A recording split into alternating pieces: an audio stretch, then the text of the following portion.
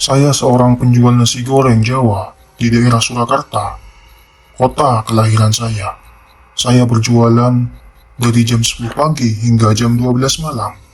Setelah ayah saya wafat, saya memutuskan untuk merawat dan menghidupi ibu saya yang sudah tua dan sakit-sakitan. Meskipun tidak akan pernah sebanding, saya merasa ini merupakan tanggung jawab saya untuk membalas jasa-jasa beliau. 4 tahun yang lalu, saya bertemu dengan seorang gadis desa yang cantik jelita. Tutur katanya halus, sopan, dan juga ramah. Gadis itu bernama Irma.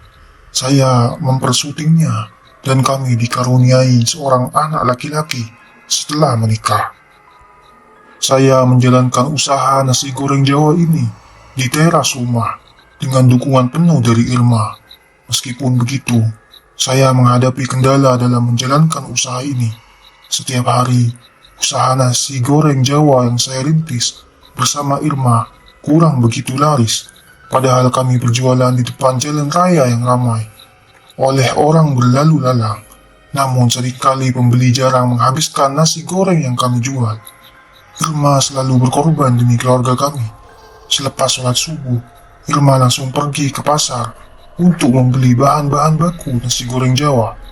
Sampainya di rumah, Irma langsung mengolah belanjaannya dan menyiapkan bumbu nasi goreng Jawa yang akan dijual nantinya. Setelah membantu menyiapkan dagangan, Irma juga harus mengurus rumah dan merawat anak kami. Betapa beruntungnya saya memiliki istri seperti Irma. Namun, meski sudah berusaha keras, kenyataannya kami seringkali kalah saing dengan tetangga yang menjual masakan serupa. Setiap kali ada pembeli, jarang sekali ada yang menghabiskan nasi goreng Jawa yang kami jual. Kami hanya bisa berusaha untuk berpikir positif dan terus mencoba memperbaiki usaha kami. Meski sudah berjalan beberapa tahun, kondisi usaha nasi goreng Jawa kami masih sulit. Suatu hari, datang seorang kakek menggunakan sepeda ontel ke warung nasi goreng Jawa saya. Beliau turun dari sepeda dan kemudian memesan 1 porsi nasi goreng Jawa. "Mas, aku pesan nasi goreng Jawanya 1 ya," kata kakek misterius itu. "Baik pak," sahutku. "Minumnya teh hangat saja mas," lanjut sang kakek. "Siap pak, silakan ditunggu ya," jawabku sambil bergegas memasak nasi goreng Jawa dan membuat teh hangat untuk kakek tersebut. Setelah siap disajikan, aku mengantar nasi goreng Jawa dan teh hangat itu ke meja di mana kakek itu duduk. Melihat wajahnya, aku teringat dengan almarhum bapak karena wajah kakek itu mirip almarhum bapak. Setelah makan 2 sendok nasi goreng Jawa buatanku, kakek tersebut tiba-tiba bergegas ingin pulang.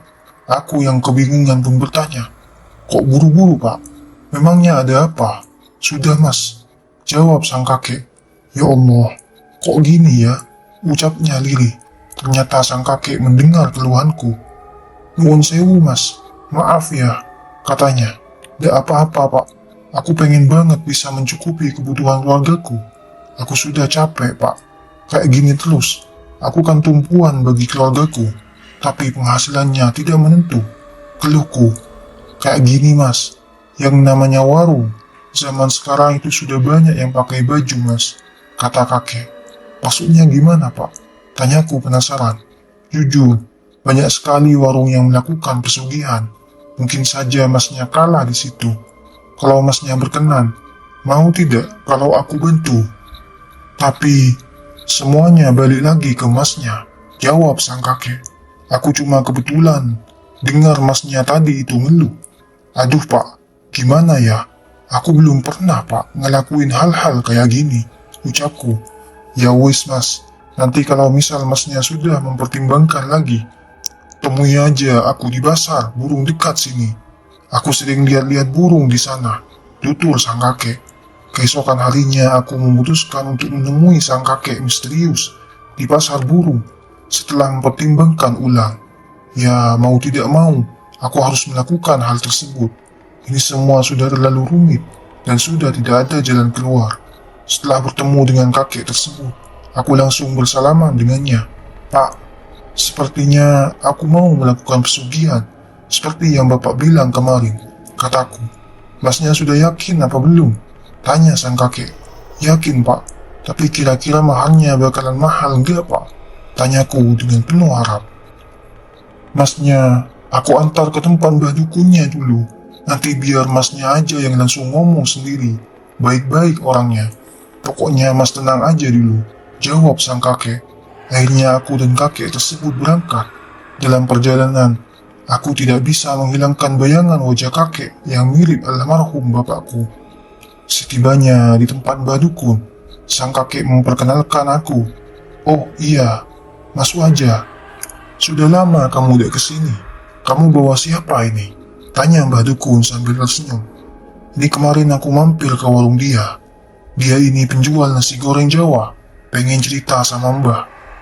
Kata sang kakek. Aku Ardi bah. Ujarku sambil mengulurkan tangan untuk bersalaman. Oh iya. Yo mari silakan masuk. Ceritanya di dalam saja. Jawab mbah dukun. Setelah masuk, aku langsung bercerita kepada mbah dukun. Gini loh bah.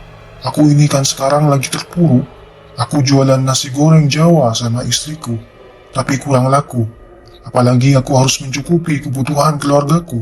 Kira-kira mbah bisa nolongin aku enggak? Alah, itu mah gampang. Tapi Mas Ardi sendiri gimana? Sudah siap atau belum? Ini resikonya besar loh. Gimana mas? Tanya mbah dukun itu. Ah, aku sudah siap bah. Aku udah pusing banget ini. Gak tahu lagi aku harus bagaimana. Pokoknya aku manut saja deh. Jawabku. Ya udah, kalau begitu Mas Ardi pulang saja dulu. Nanti aku bantu dari sini. Jangan lupa datang lagi tepat di hari weton atau hari lahir Mas Ardi. Kata mbah dukun. Ah mbah, nanti 3 hari lagi aku kesini lagi. Tapi nyuwun sewu bah, ini kira-kira biayanya berapa? Tanyaku. Wes, gak usah dipikir. Yang penting kamu itu pulang dulu sekarang. Jawab mbah dukun. Terima kasih mbah. Kami pamit pulang dulu. Begitulah jawabku.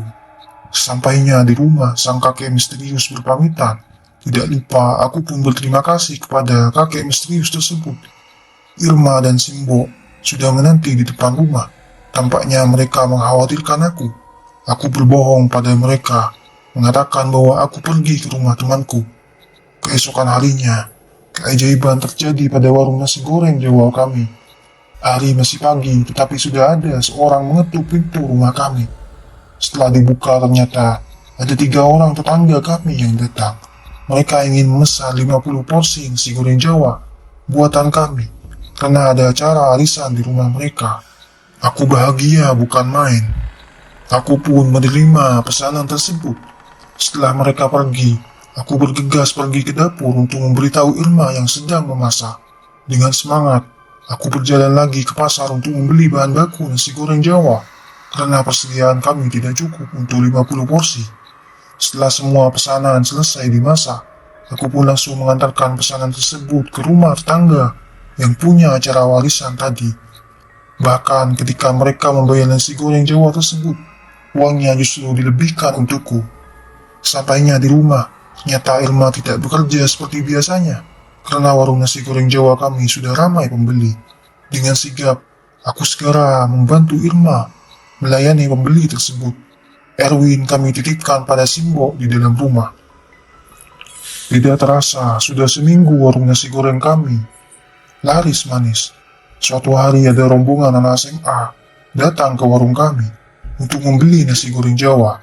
Tidak disangka, salah satu dari mereka berkata, nasi goreng Jawanya enak mas.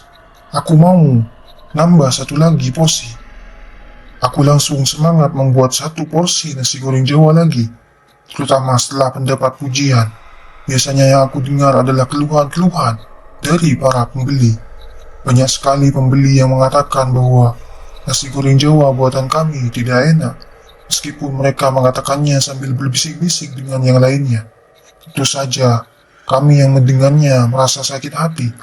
Irma pun senang sekali pada saat itu. Aku gak percaya mas, padahal masakannya sama seperti biasanya. Tapi kok kata orang rasanya beda, katanya. Alhamdulillah, berarti itu rezeki, kataku. Bulan berlalu, Warung nasi goreng Jawa kami terus mengalami peningkatan.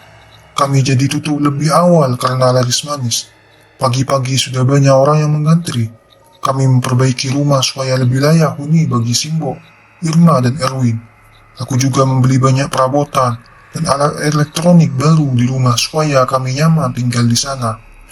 Erwin semakin gemuk karena gizinya tercukupi. Makannya lahap sekali dan teratur. Susunya pun terpenuhi dengan baik.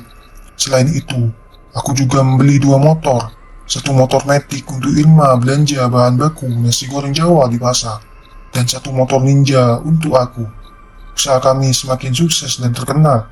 Aku membuka beberapa cabang lain di daerah sekitar Surakarta. Aku semakin bahagia karena dapat membuka lapangan pekerjaan bagi para tunakarya. Karena sudah memiliki penghasilan yang cukup, aku memenuhi kebutuhan keluarga. Aku melarang Irma untuk bekerja menjadi buruh cuci di rumah tetangganya. Dek, ya fokus ngerawat Simbo sama Erwin saja. Masalah nafkah serahkan saja semuanya sama Mas. Kasihan sama kamu. Lagian kita kan sudah hidup enak dibandingkan dulu sebelum sukses. Nanti Mas mau merekrut karyawan saja untuk bantu-bantu di warung kita. Jadi kita nanti santai saja, kataku.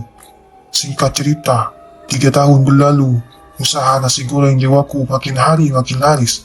Aku masih ingat dengan perkataan Mbah Dukun 3 tahun yang lalu. Karena hari ini merupakan wetonku. Dengan bersegera, aku pergi ke rumah Mbah Dukun menggunakan motor ninja. Sampainya di rumah Mbah Dukun, ternyata beliau sedang bersantai di depan teras rumahnya. Sambil terkejut, Mbah Dukun berkata, "Waduh, Re, sekarang kamu sudah bagus ya. Kamu kelihatan sukses. Ini semua kan juga berkat Mbah," jawabku sambil terkekeh dan sedikit malu. "Sini duduk dulu," ucap Mbah Dukun. Setelah aku duduk di samping Mbah Dukun, beliau kembali angkat bicara. "Nasi goreng Jawa jualan kamu laris, nak?" "Alhamdulillah, laku keras, Bah. Mantap pokoknya," jawabku dengan raut wajah bahagia. "Ya wis, jadi mau dilanjut ini pesugihannya?" tutur Mbah Dukun. "Wah, ya dilanjut toh, Bah," ujarku dengan percaya diri. "Sini, masuk di dalam saja. Kita duduk di dalam saja," jawab Mbah Dukun. Setelah masuk ke rumah Mbah Dukun, beliau berkata, "Kamu tunggu di sini dulu, biar aku siapkan semuanya." Aku menunggu dengan cemas di dalam rumah Mbah Dukun. Suasananya sangat mencekam. Banyak sekali keris yang digantung di dinding, dan selendang-selendang dengan tulisan aksara Jawa kuno semakin menambah kesan mistis di rumah ini. Di halaman belakang, terdapat sebuah kandang ayam yang ukurannya cukup besar. Dari kandang itu, Mbah Dukun mengeluarkan 3 ekor ayam, berbeda jenisnya. Ayam jago, ayam betina, dan anak ayam. "Ini aku kasih 3 ekor ayam. Silahkan dipilih salah satu saja. Kemudian sembelih sendiri. Goloknya saya ambilkan dulu sebentar," kata Mbah Dukun. "Oh iya Mbah," sahutku. "Sudah ditentukan mau yang mana?" tanya Mbah Dukun kepadaku. "Sudah, Bah. Aku sudah yakin," jawabku. Tanpa basa-basi, aku dengan mantap menyembelih anak ayam. Entah mengapa dari ketiga jenis ayam itu, aku memilih anak ayam. Usai menyembelih, Mbah Dukun menyuruhku kembali ke rumah dan menunggu di sana. Aku pun berpamitan dengan Mbah Dukun dan pulang dengan perasaan bercampur aduk. Setibanya di rumah, aku merasa heran karena rumahku begitu ramai. Aku melihat ada benda kuning yang disimpan di dalam rumah. Setelah aku berusaha mencari tahu, ternyata Erwin anakku meninggal dunia. Aku terkejut dan langsung lemas pada saat itu juga. Rasanya bagaikan tersambar petir di siang bolong. Sambil gemetaran, aku mencari Irma dan Simbo. Ternyata mereka sedang menenangkan Irma yang menangis histeris. Aku melihat jenazah Erwin yang sudah dimandikan dan siap untuk dimakamkan. Dalam kepedihan, aku memutuskan untuk keluar rumah sebentar dan menenangkan diri. Kebetulan aku bertemu dengan Pak RT yang sedang berada di teras rumah. "Pak RT, tolong jelaskan, sebenarnya ada apa kok anakku bisa sampai seperti ini?" tanyaku sambil terisa-isa. Pak RT menenangkan aku. "Sabar ya Aldi, aku tahu pasti berat rasanya mengikhlaskan Erwin pergi. Tapi kamu harus sabar atas cobaan ini. Doakan juga Erwin supaya ia tenang di sana. Tapi Pak, tolong jelaskan apa yang sebenarnya terjadi," sambungku. "Jadi gini Mas, Tadi pagi Mbak Irma ini sama Mas Erwin mau pergi ke pasar untuk berbelanja. Mereka naik motor berdua. Erwin dibonceng Mbak Irma di depan. Tapi trotoar, ada orang mau menyeberang jalan.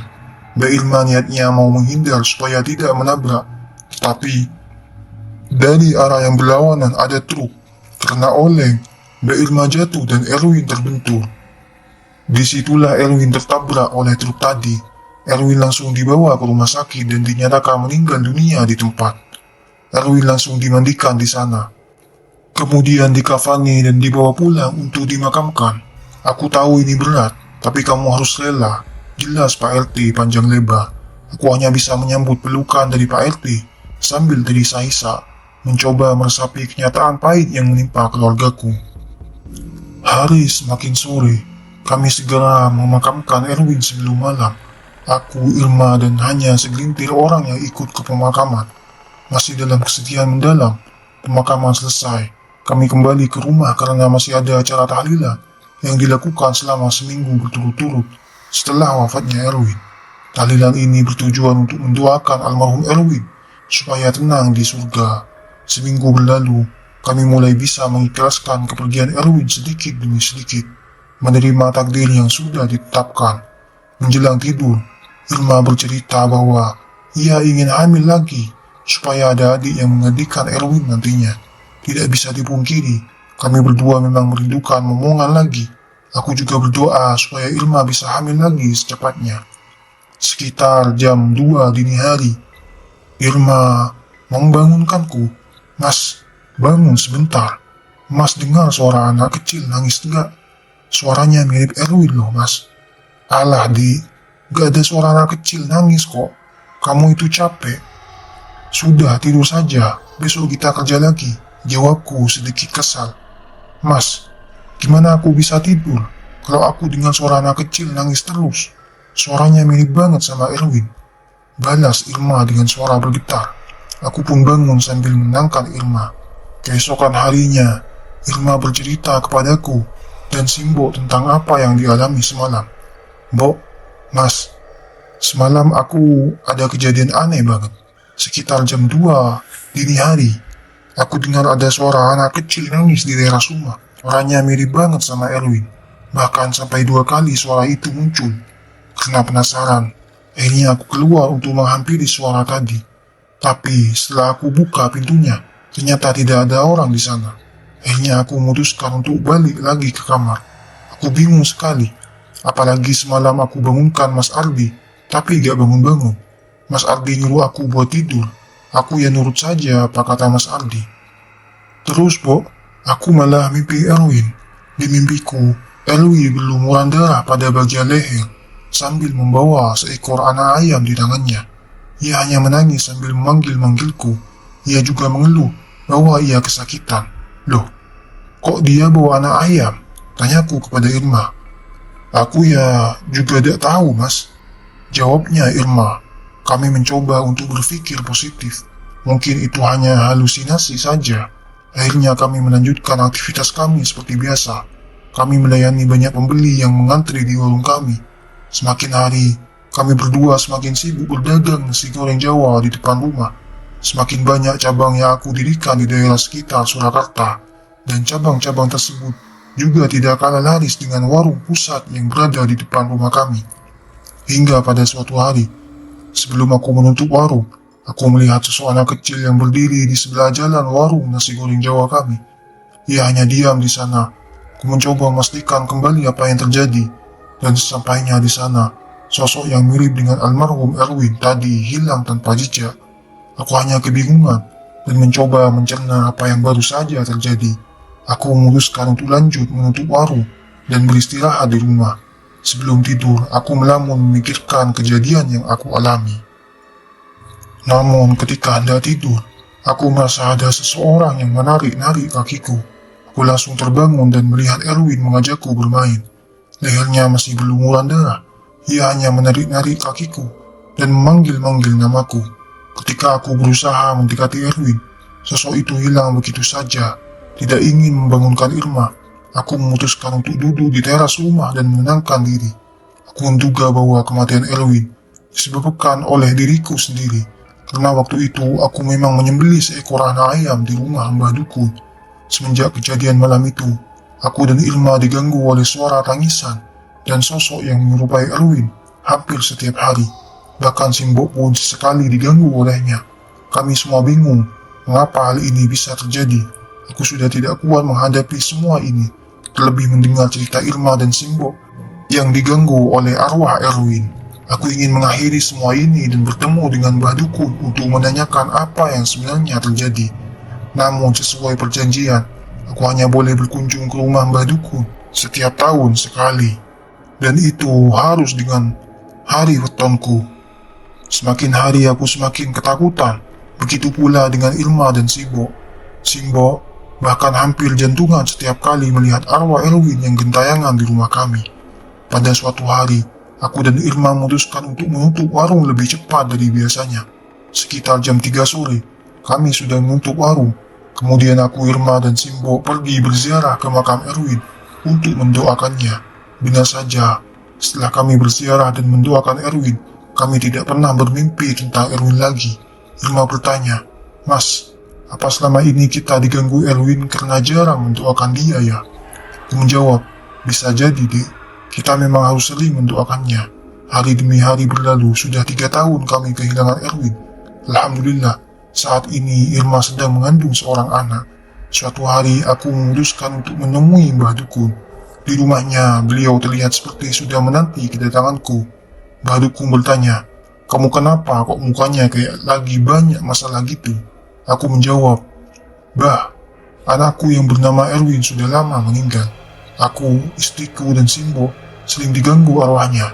Erwin sering muncul dengan leher berlumuran darah sambil membawa anak ayam di tangannya." Mbah Dukun tidak tampak kaget. Justru beliau berkata, "Oh, gitu ya? Ya itulah resikonya." Aku bingung, Mbah. "Jadi aku harus gimana?" Mbah Dukun menjawab, "Itu balik lagi ke kamu sendiri. Kamu mau nerusin pesugihannya enggak? Kalau iya, ini aku sudah siapkan sesuatu." Mbah Dukun kemudian masuk ke dalam rumah dan keluar lagi dengan membawa 3 buah telur ayam.